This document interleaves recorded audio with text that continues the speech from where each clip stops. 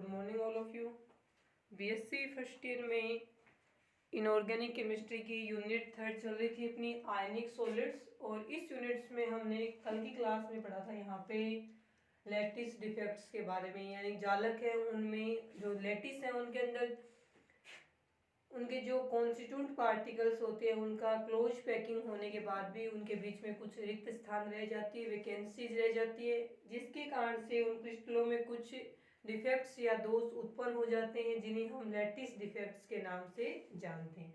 Lattice defects जो 3 प्रकार के थे, स्टोइकोमेट्रिक, नॉन स्टोइकोमेट्रिक और केमिकल इम्प्योरिटीज, ये सब हमने पहले वाली क्लास में कवर कर लिए।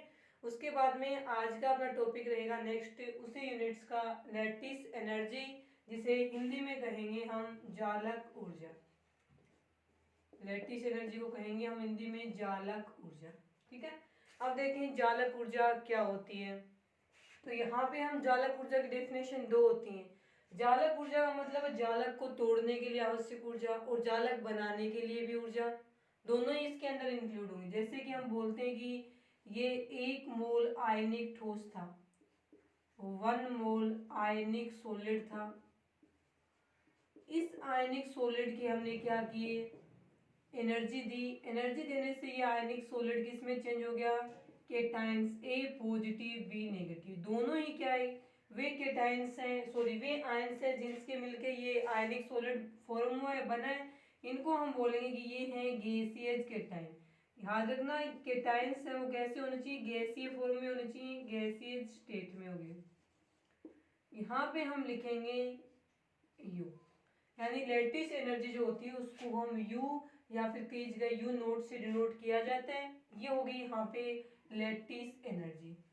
अब इस इक्वेशन को देख के यदि हम लैटिस एनर्जी की डेफिनेशन लिखें तो देखें रिवर्सिबल है, दोनों डायरेक्शन में चलेगी। तो हम क्या कहेंगे कि इसे 1 मोल, ये जो आयनिक सॉलिड है ना 1 मोल, इसको ब्रेक करेंगे तो इसमें क्या होगा कि ए और बी के बीच में यहाँ पे बॉन्ड प्रेजेंट है।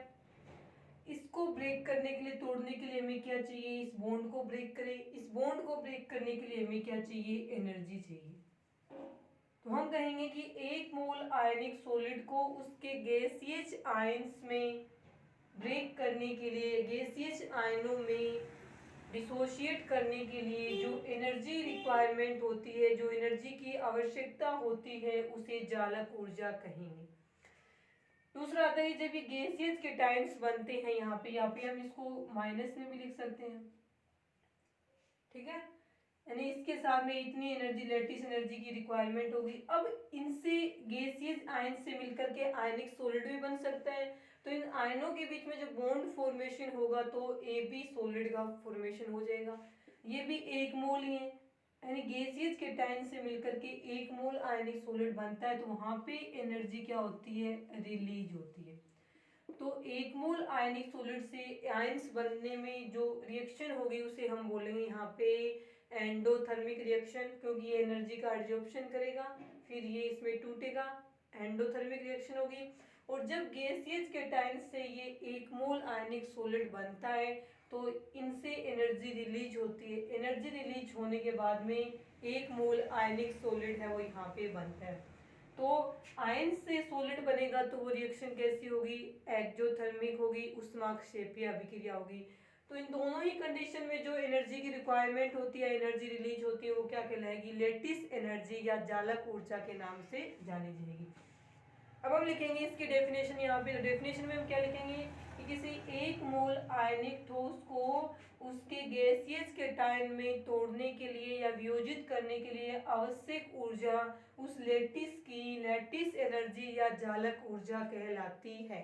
या फिर इसी को हम इस प्रकार से लिख सकते हैं कि 1 मोल गैसियस केटाइन से 1 मोल आयनिक सॉलिड बनाने में मुक्त होने वाली जो ऊष्मा या ऊर्जा होती है वह उस लैटिस की लैटिस एनर्जी या जालक ऊर्जा कहलाती है।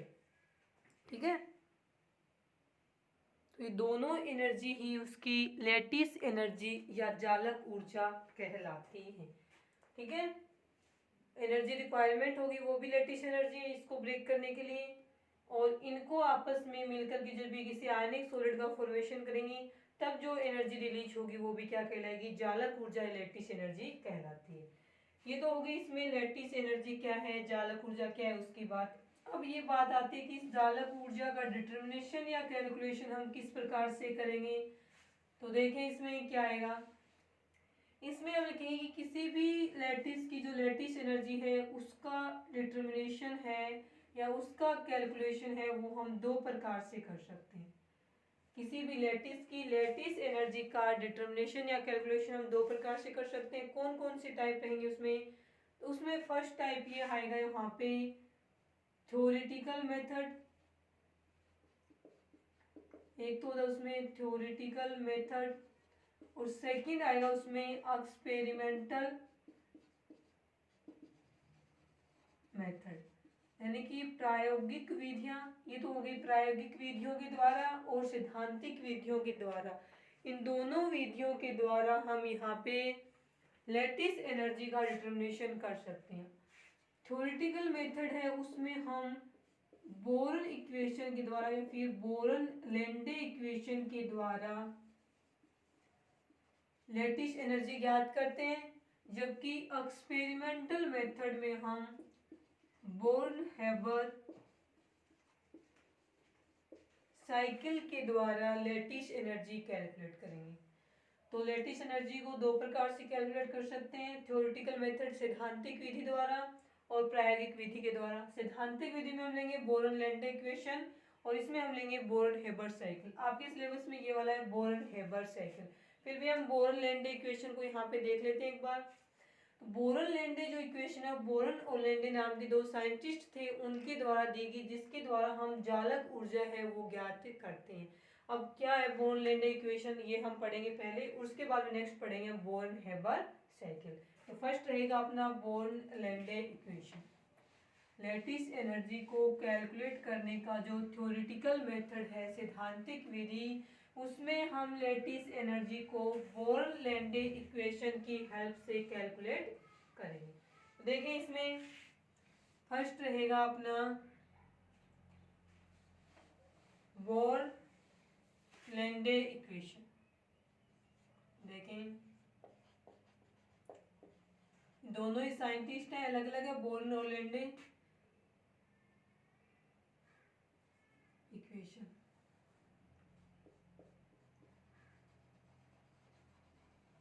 तो बोर्न लेंडे की इक्वेशन है वो क्या रहेगी, देखो तो बोर्न लेंडे की जो लैटिस एनर्जी कैलकुलेट करने की जो इक्वेशन है वो रहेगी आपके mu naught is equal to minus में एन ए, ठीक है, ये वापिस कैपिटल ए है, Z positive Z negative divided by, sorry यहाँ पे ई भी है, डिवाइडेड बाई डी, और यहाँ पे आएगा 1 माइनस 1 अपॉन में एन। ये रहेगी आपकी बोरन लेंडे की इक्वेशन, जिसकी हेल्प से हम लैटिस एनर्जी को यहाँ पे कैलकुलेट करेंगे। अब उसके बाद में देखिए इस इक्वेशन में ये जो प्रेजेंट है एन ए ई, ये क्या क्या है, एन क्या है, डी क्या है, ये सब हम देखेंगे। इन सभी को हम यहाँ पे लैटिस एनर्जी को प्रभावित करने वाले कारक हैं उन्हीं के साथ में इसको हम देख लेंगे। ये रहेगी, और इस इक्वेशन से हम क्या याद कर सकते हैं, किसी भी लैटिस की लैटिस एनर्जी या जालक ऊर्जा को ज्ञात कर सकते हैं। अब इसमें हम साथ में लिखेंगे फैक्टर्स अफेक्टिंग, उसके साथ में आ जाएगा ये क्या क्या है, फैक्टर्स अफेक्टिंग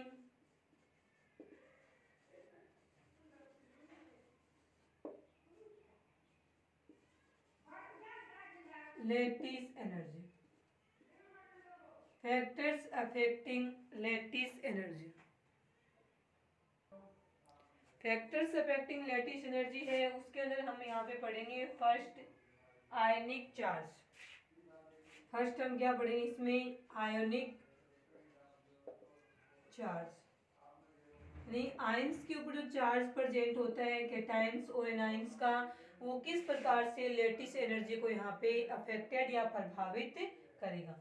अब इसमें जो प्रेजेंट है ना उसमें यू नोट तो आपको पता ही है, लैटिस एनर्जी एक तो Na है, वहाँ पे ये जो माइनस साइन है इसका कोई मीनिंग नहीं है, मीनिंगलेस है, ये लैटिस एनर्जी माइनस में आएगी उसके लिए लिखा हुआ है। ये ए है, E है और Z पॉजिटिव है, Z नेगेटिव है, D है, N है। ये इतने देखने अपने को, ये क्या क्या है यहाँ पे देखें। यहाँ पे हम लिखेंगे ये तो हो जाएगा लैटिस एनर्जी, जालक ऊर्जा। ये Na हो जाएगा यहाँ पे आवोगाद्रो नंबर। आवोगाद्रो नंबर होता है 6.023 इंटू 10⁻23 मोल इनवर्स। ए हो जाएगा यहाँ पे मेडुलम कांस्टेंट। अब ये क्या होता है, इसकी वैल्यू किस प्रकार से वेरी करती है, ये हम फैक्टर अफेक्टिंग में पढ़ेंगे। ई होता है यहाँ पे इलेक्ट्रॉनिक चार्ज। जेड पॉजिटिव हो जाएगा यहाँ पे charge on cation. Z negative हो जाएगा यहाँ पे चार्ज ऑन एनाइन। डी हो जाएगा यहाँ पे डिस्टेंस। कौन सी डिस्टेंस, इंटर न्यूक्लियर डिस्टेंस। कोई भी सॉलिड्स होता है उस सॉलिड्स में दो जितने भी आयंस प्रेजेंट है, जैसे दो प्रकार के आयंस, दोनों आयंस के न्यूक्लियस के बीच की डिस्टेंस इंटर न्यूक्लियस या इंटर न्यूक्लियर डिस्टेंस, जिसे हम अंतर नाभिकीय दूरी बोलते हैं, वो हो जाएगी। रेडियस मान लो कैटायंस एनायंस की रेडियस का जो एडिशन होता है योग, वो डी के इक्वल होगा। एन हो जाएगा यहाँ पे बोर्न एक्सपोनेंट। ठीक है, ये सब इफेक्ट करते हैं लैटिस एनर्जी को। इन सभी को हम एक एक करके पढ़ेंगे। सबसे पहले आगे इसमें आयनिक चार्ज। आयनिक चार्ज में दोनों ही आगे चार्ज ऑन कैटायन और सेकंड है चार्ज ऑन एनायन। दोनों को ये हम एक साथ में पढ़ लेंगे। ये देखिए इस फॉर्मूले में लैटिस एनर्जी की जो चार्ज है वो क्या है, प्रोपोर्शनल है, समानुपाती। तो हम लिखेंगे कि लैटिस एनर्जी है वो कैटायंस के चार्ज के क्या होती है, समानुपाती होती है। फॉर्मूले से श्योर है अपने को, फॉर्मूले को देख के लिखा है हमने। तो आयंस के चार्ज के समानुपाती है लैटिस एनर्जी। तो जब ये बढ़ेंगे चार्ज बढ़ेगा, पॉजिटिव में बढ़े नेगेटिव में बढ़े, ये क्या रहेगा, बढ़ेगा। अब आप बोलोगे नेगेटिव वाला चार्ज, तो नेगेटिव में तो है, लेकिन जब उसका हम क्या करेंगे यहाँ पे नेगेटिव और पॉजिटिव वाला, तो Z positive Z negative, negative positive नहीं देखना अपने को, सिर्फ ये देखना कि ये वेज बढ़ रहे हैं, माइनस में बढ़ो चाहे वो प्लस में बढ़ो। अब जैसे कि हमने NaCl लिया है, NaCl में क्या है, जेड पॉजिटिव भी एक है Na पॉजिटिव और जेड नेगेटिव भी क्या है, -1 है। हम तो सिर्फ एक वैल्यू देखेंगे, माइनस है या प्लस है वो हम नहीं देखेंगे। तो इसके लिए क्या हो जाएगा म्यू नोट, इसके लिए हम बोलेंगे 1 इंटू 1, यानी कि इसकी जालक ऊर्जा है वो U हो गई, हमने बोल दिया। अब सेकंड हम आता है कि यहाँ पे हम देखें कि MgO है, तो पता है अपने को Mg पे +2 चार्ज होगा, ऑक्सीजन पे -2 चार्ज होगा। तो जेड पॉजिटिव तो आ गया 2 और जेड नेगेटिव भी 2 आ गया। तो अब इसके लिए लैटिस एनर्जी चेक करें तो ये आएगा कि 2 इंटू 2, तो जो 1 इंटू 1 U है, तो इसकी लैटिस एनर्जी कितनी आएगी, तो इससे कितनी होगी 4, 1 U है, 1 तो हमने लिखा नहीं है, 4 आ गया 4 U। तो क्वेश्चन आता है कि बार एग्जाम में कि NaCl की लैटिस एनर्जी U है, कैपिटल U से बोल दें, तो बताइए MgO की लैटिस एनर्जी क्या होगी, BaCl2 की लैटिस एनर्जी क्या होगी। तो अपने को क्या करना है, डायरेक्ट अपने को इनका जो चार्ज है ना उसको मल्टीप्लाई करके आगे U लगा देना है। तो MgO में +2 -2 4 हो गए, 2 से 2 गुणा किया 4, 4U हो गया। अब बात आती है BaCl2, Ba पे तो +2 चार्ज है लेकिन Cl पे तो -1 ही है, चाहे संख्या कितनी हो, BaCl3 हो 4 हो, संख्या से कोई मतलब नहीं है, अपने को सिर्फ चार्ज देखना है। इसका हो जाएगा 1। तो इसमें लैटिस एनर्जी निकालेंगे तो 2 को 1 से गुणा किया तो कितना आ गया 2, 2U। तो BaCl2 की लैटिस एनर्जी यहाँ पे क्या रहेगी 2U, MgO की 4U। जब कब रहेगी, जब हमने NaCl वाले को क्या माना है, U माना है। तो इस प्रकार से आयनिक चार्ज है वो लैटिस एनर्जी को प्रभावित करेगा। जैसे जैसे आयनिक चार्ज है, कैटायन पे चार्ज है, एनायन पे चार्ज है, वो बढ़ता जाएगा, वैसे वैसे लैटिस एनर्जी है उसका मान बढ़ता जाता है। ये रहेगा फैक्टर अफेक्टिंग लैटिस एनर्जी में आपका फर्स्ट फैक्टर आयनिक चार्ज। उसके बाद में देखें सेकंड बात करते हैं हम यहाँ पे आयनिक रेडियस की। आयनिक चार्ज के बाद में सेकंड फैक्टर जो लैटिस एनर्जी को प्रभावित करता है उसमें हम पढ़ेंगे आयनिक रेडियस। लेकिन सेकंड कारक हो जाएगा आपका आयनिक रेडियस, हिंदी में इसका नाम हो जाएगा आयनिक त्रिज्या। इसकी बात करें, ये आयनिक त्रिज्या ही तो है, मतलब आयनिक त्रिज्या बढ़ेगी तो ये भी बढ़ेगी। आयनिक त्रिज्या का डबल ही क्या है यहाँ पे, इंटर न्यूक्लियर डिस्टेंस है। देखें यहाँ पे अब हम बोलेंगे कि जो आयनिक रेडियस है फॉर्मूले में देखें तो क्या है, ये इसके व्युत्क्रमानुपाती होगी, इनवर्सली प्रोपोर्शनल। तो हम लिखेंगे कि इस फॉर्मूले से हम जानते हैं कि लैटिस एनर्जी है वो यहाँ पे इंटर न्यूक्लियर डिस्टेंस या रेडियस के क्या होगी, इनवर्सली प्रोपोर्शनल या व्युत्क्रमानुपाती होती है। अब हम कहेंगे जैसे जैसे आयनिक सॉलिड्स में प्रेजेंट जो आयंस हैं उनकी, चाहे वो केटायंस हो चाहे वो एनायंस हो, जैसे जैसे उनकी रेडिएशन बढ़ेगी, जैसे जैसे उनकी रेडियस बढ़ेगी, साइज बढ़ेगा तो रेडियस बढ़ेगी, रेडियस बढ़ेगा तो ये बढ़ेगा इंटर न्यूक्लियर डिस्टेंस, और ये बढ़ेगा तो लैटिस एनर्जी कम होगी। यानी कि रेडियस बढ़ेगा, हम यहाँ पे लिख देते हैं कि साइज बढ़ता है, साइज इंक्रीज होगा तो रेडियस इंक्रीज होगी, और रेडियस इंक्रीज होगी तो इंटर न्यूक्लियर डिस्टेंस भी इंक्रीज होगी, और इंटर न्यूक्लियर डिस्टेंस इंक्रीज होगी तो लैटिस एनर्जी है वो डिक्रीज होगी, क्योंकि इनवर्सली प्रोपोर्शनल है। अब यहाँ पे हम देखते हैं ऑर्डर कुछ में, जैसे NaCl से हम चले KCl, RbCl, और यहाँ से हम चलते हैं लिथियम क्लोराइड से और सीजियम क्लोराइड। अब हम इसमें वर्ग में ये जो अक्षार धातुओं के जो क्लोराइड्स हैं इसमें ग्रुप में ऊपर से नीचे की तरफ चलेंगे तो हम देख रहे हैं कि सभी में एनायंस सेम है, Cl नेगेटिव है तो इनकी रेडियस तो कांस्टेंट है। रेडियस किसकी इंक्रीज हो रही है, यहाँ पे केटायंस की इंक्रीज हो रही है, तो केटायंस की बढ़े एनायंस की बढ़े एक की बात है। एनायंस की रेडिएशन बढ़ रही है, अपने को पता है लिथियम से सीजियम की तरफ जाएंगे तो साइज बढ़ती है, साइज बढ़ेगी तो रेडियस बढ़ेगी, रेडियस बढ़ेगी तो ये बढ़ेगी, ये बढ़ेगी तो लैटिस एनर्जी कम होगी। तो हम यहाँ पे करेंगे कि इस ग्रुप में ऊपर से नीचे की तरफ चलने पे लैटिस एनर्जी कम होती जाती है, यानी सीजियम क्लोराइड के लैटिस को ब्रेक करने के लिए जो आवश्यक ऊर्जा होती है वो लैटिस एनर्जी, उसका मान क्या रहेगा, कम रहेगा। तो इस प्रकार से हम बोल सकते हैं कि रेडियस साइज बढ़ेगी, रेडियस बढ़ेगी, रेडियस बढ़ेगी, ये कम हो, ये बढ़ेगी, ये बढ़ेगी तो लैटिस एनर्जी का मान कम होता जाता है। चाहे केटायंस की साइज बढ़े चाहे एनायंस की साइज बढ़े, एक ही बात है इसके अंदर। आगे समझ में, ये था आयनिक रेडियस जो कि लैटिस एनर्जी को किस प्रकार से प्रभावित करता है। 3 हो गए। उसके बाद में देखें नेक्स्ट फैक्टर जो कि लैटिस एनर्जी को प्रभावित करता है। नेक्स्ट में आ जाएगा आपके मेडुलम कांस्टेंट। नेक्स्ट में हम लिखेंगे यहाँ पे थर्ड कारक मेडुलम कांस्टेंट।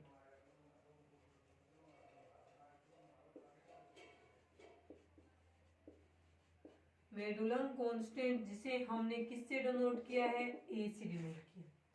अब अपने को इसकी वैल्यू एग्जाम में यदि ये अपने को पूछा जाएगा क्वेश्चन लैटिस एनर्जी इस इक्वेशन से ज्ञात करनी तो अपने को मेडुलम कांस्टेंट देगा।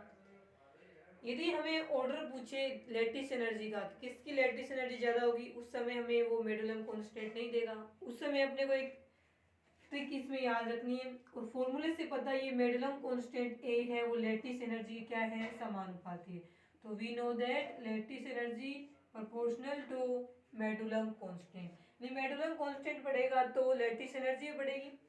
अब देखिए हम देख रहे हैं यहाँ पे कोऑर्डिनेशन नंबर के बेस से, कोऑर्डिनेशन नंबर 2 है, कोऑर्डिनेशन नंबर 4 है, 6 है, 8 है। जैसे जैसे कोऑर्डिनेशन नंबर बढ़ता जाएगा वैसे वैसे मेडुलम कांस्टेंट का मान भी बढ़ता जाता है। यदि हम एग्जाम में इस प्रकार से क्वेश्चन दे दिया मेडुलम कांस्टेंट बढ़ता जाएगा तो लैटिस एनर्जी भी बढ़ती जाएगी। एग्जाम में हमें क्वेश्चन दे दिया जैसे सीजियम क्लोराइड है, उसके बाद मैंने क्वेश्चन दे दिया कि NaCl है, सोडियम क्लोराइड है, जिंक ऑक्साइड है, और एक दे दिया हमने यहाँ पे BeCl2। हमसे पूछा एग्जाम में कि इन चारों के लैटिस एनर्जी का डिक्रीजिंग ऑर्डर है वो लिखिए। क्वेश्चन है ये क्वेश्चन में आपको लेटिस एनर्जी ज्ञात करनी नहीं थी, केवल लेटिस एनर्जी है उसका डिक्रीजिंग ऑर्डर पूछ लिया कि डिक्रीजिंग ऑर्डर में इनको अरेंज करो। तो हम क्या करेंगे कि हमें क्या पता होना चाहिए, इनके मेडुलम कांस्टेंट की वैल्यू नहीं पता हो, इतना पता होना चाहिए किसका ज्यादा है किसका कम है। यहाँ पे हमने लिखा है कि कोऑर्डिनेशन नंबर जिसका सबसे ज्यादा होगा उसका मेडुलम कांस्टेंट भी ज्यादा होगा। इसका कोऑर्डिनेशन नंबर 8 होता है। ये जो आयनिक स्ट्रक्चर पढ़ाई थी ना वहां पे बताया नहीं, ये इसका 6 होता है, इसका 4 होता है और इसका 2 होता है। तो जैसे जैसे हम इस साइड चलेंगे वैसे वैसे कोऑर्डिनेशन नंबर क्या होता जा रहा है, डिक्रीज होता जा रहा है। कोऑर्डिनेशन नंबर डिक्रीज होता जाएगा, उसके साथ साथ में मेडुलम कांस्टेंट भी डिक्रीज होता जाएगा, और मेडुलम कांस्टेंट डिक्रीज होगा तो उसकी लैटिस एनर्जी है वो भी वहां पे डिक्रीज होती जाती है। आगे समझ में? तो ये रहेगा आपके लैटिस एनर्जी का डिक्रीजिंग ऑर्डर है वो इस प्रकार से रहेगा। तो इस प्रकार से हम मेडुलम कांस्टेंट है उसकी हेल्प से लैटिस एनर्जी का ऑर्डर है वो ज्ञात कर सकते हैं। यदि न्यूमेरिकल्स आया हुआ इस पे तब आपको एग्जाम में इसके क्वेश्चन में एक ही वैल्यू है वो पहले से दी हुई मिलेंगी, याद करने की जरूरत नहीं है। सिर्फ ऑर्डर याद रखना कि कोऑर्डिनेशन नंबर बढ़ने के साथ साथ में लैटिस एनर्जी की वैल्यू है यहाँ पे वो बढ़ती जाती है। ठीक है, ये हो गया आपका फोर्थ फैक्टर मेडुलम कांस्टेंट। इसको तो पढ़ना ही नहीं है, अवोगाद्रो नंबर है सभी में कांस्टेंट रहेगा, इसको तो प्रभावित करने वाला पढ़ ही नहीं है। इलेक्ट्रॉनिक चार्ज भी सभी में सेम रहेगा। बच गया अपना एक लास्ट बोर्न एक्सपोनेंट। देखें बोर्न एक्सपोनेंट है वो किस प्रकार से लैटिस एनर्जी को प्रभावित करता है।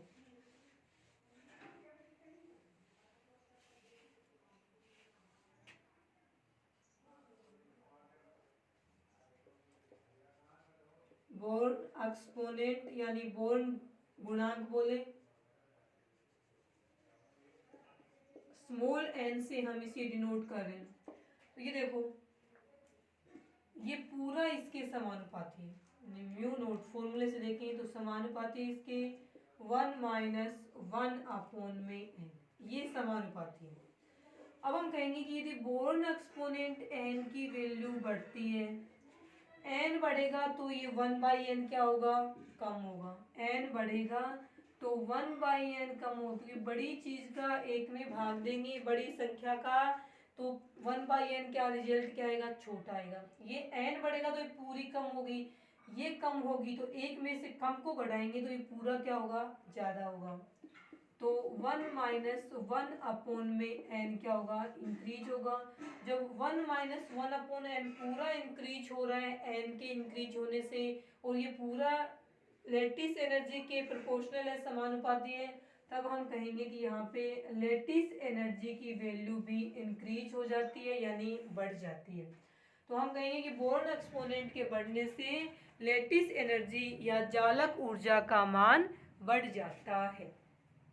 अब बोर्न एक्सपोनेंट की वैल्यू है वो आयंस हैं उनके ऊपर किस प्रकार से निर्भर करती है वो देखें आप कि किस प्रकार से ज्ञात करेंगे हम।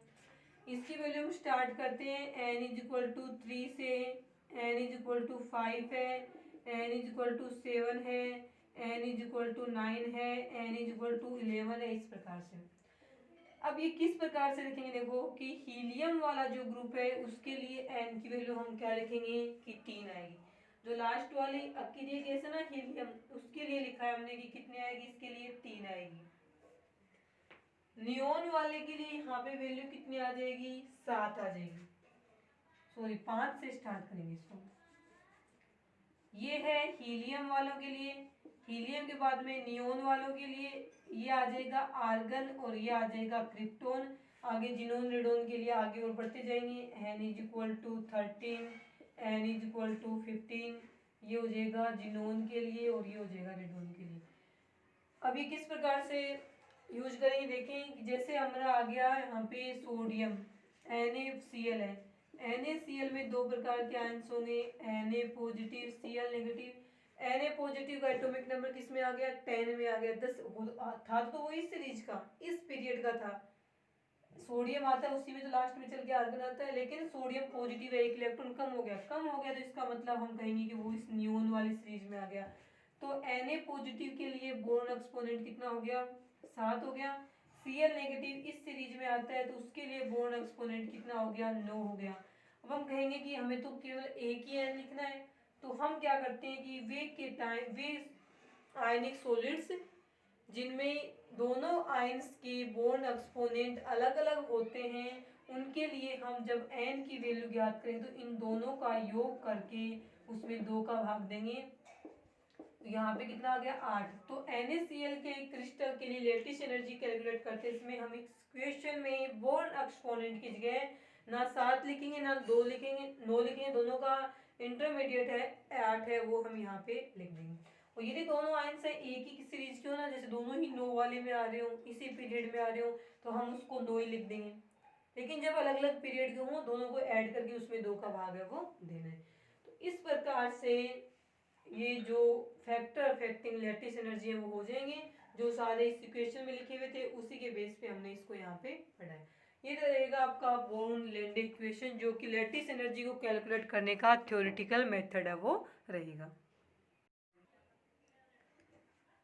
इसके बाद में सेकंड आएगा इसका एक्सपेरिमेंटल मेथड, जिसमें हम बॉर्न-हेबर साइकिल है उसकी हेल्प से लैटिस एनर्जी को कैलकुलेट करते हैं।